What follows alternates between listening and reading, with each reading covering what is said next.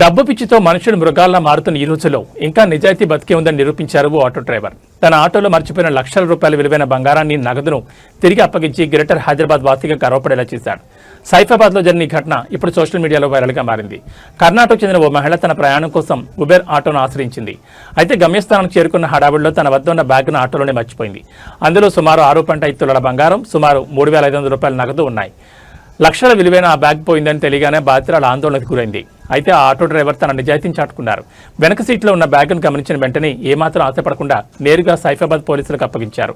రంగంలో దిగిన పోలీసులు టెక్నాలజీ సాయంతో కేవలం గంట వ్యవధిలోనే బాధితులను గుర్తించి ఆ నగలు మరియు నగదును సురక్షితంగా ఆమెకు అందజేశారు. సకాలంలో స్పందించి బ్యాగ్ను అప్పగించిన ఆటో డ్రైవర్ నిజాయితీని చూసి పోలీసులు ముక్తులయ్యారు.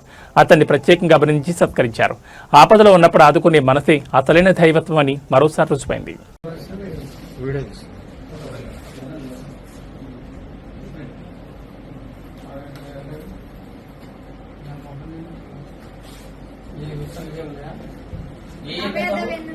बोलो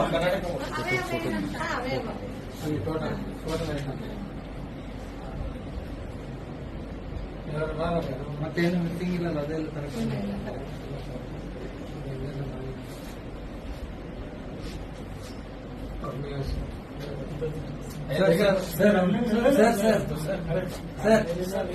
सर हम लोग नहीं